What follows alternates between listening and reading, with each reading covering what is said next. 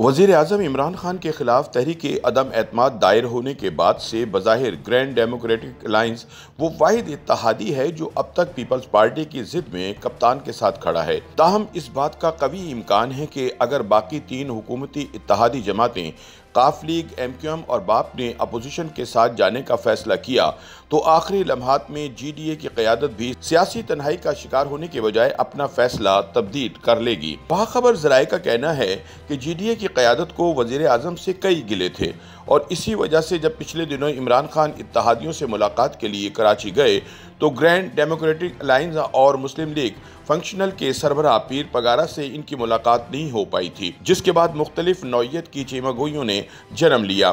ताहम बाद अज़ा वज़ीर आज़म ने फेडरल लॉजेस इस्लामाबाद में GDA के तीनों मेंबरान कौमी असम्बली से खुद जाकर मुलाकात की और तहरीक अदम एतमाद में हिमायत मांगी, लेकिन बताया जाता है कि इस मुलाकात में भी GDA के मेंबरान कौमी असम्बली ने शिकवे शिकायतों के ढेर लगा दिए। मुस्लिम लीग फंक्शनल के रहनुमा सरदार रहीम का कहना है कि वज़ीर आज़म से GDA का कोई बड़ा इख्तिलाफ नहीं। हकीकत यह है कि पीर पगारा पीर सबकतुल्लाह शाह की तबीयत नासाज थी, इसलिए कराची में इनकी वज़ीर आज़म से मुलाकात में एहतियात बरती गई। सरदार रहीम के मुताबिक तहरीक अदम एतमाद में वो वज़ीर आज़म के साथ खड़े हैं और GDA के तहफ़्फ़ुज़ात को बाद में भी देखा जा सकता है। याद रहे कि ग्रैंड डेमोक्रेटिक अलायंस 2018 के इंतखाबात से एक साल कबल अक्टूबर 2017 में कायम किया गया था, जिसमें मुस्लिम लीग फंक्शनल और कौमी अवामी तहरीक के अलावा ऐसी जमातें और सियासी धड़े शामिल हैं जिन्होंने पीपल्स पार्टी से इख्तिलाफात के बाद अलहदगी इख्तियार कर ली थी।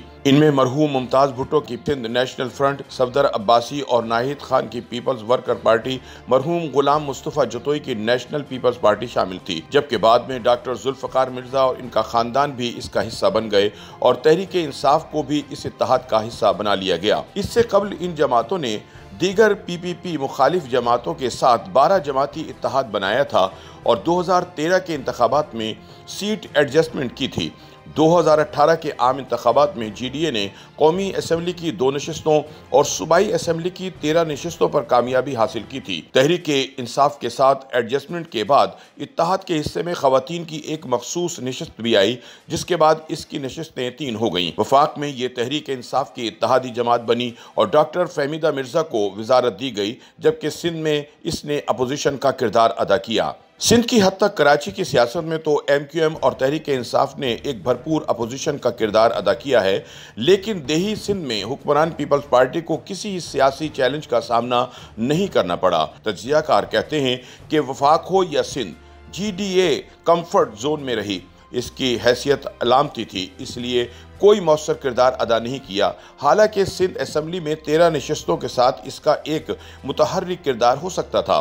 बताया जाता है कि इमरान खान हाल ही में जब कराची आए तो वो MQM वालों से मिलने उनके दफ्तर गए, लेकिन पीर पगारा को उन्होंने गवर्नर हाउस तलब किया।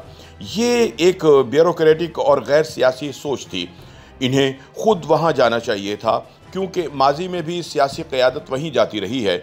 लिहाजा पीर साहब बुरा मना गए और खान साहब से मिलने से इनकारी हो गए। सियासी तज्ज़ियाकार कहते हैं कि GDA की क़यादत को उम्मीद थी कि जब वो सिंध में अपोजिशन का किरदार अदा कर रहे हैं तो वफाकी हुकूमत इनके इलाकों में तरक्याती काम करेगी, लेकिन ऐसा ना हुआ। इमरान खान मेहर बरादरी के पास खानगढ़ या सिंध में जिन इलाकों में गए वहाँ 1-2 ऐलानात हुए, उन पर भी अमल दरामद ना हो सका, जिसकी वजह से GDA मायूस है।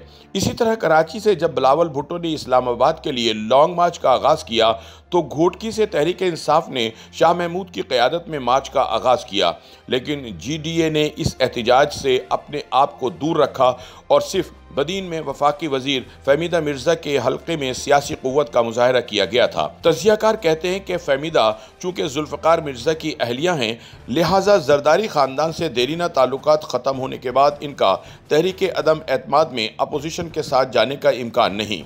उनका कहना है कि अगर तो फ़ौजी इस्टेब्लिशमेंट गैर जानिबदार रहती है तो फिर GDA वाले हवा के रुख का तयन करेंगे।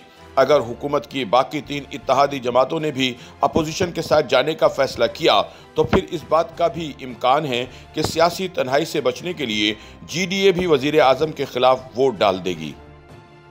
YouTube पर गूगली न्यूज देखने के लिए youtube.com की सर्च बार में गूगली न्यूज टीवी टाइप करें। गूगली न्यूज के पेज पर सुर्ख रंग के सब्सक्रिप्शन वाले बटन पर क्लिक करना ना भूलिए। YouTube पेज पर अपलोड होने वाली वीडियोस से बाखबर रहने के लिए बेल आइकन पर क्लिक कीजिए। आपको हर नई वीडियो के बारे में नोटिफिकेशन मौसूल हो जाएगा।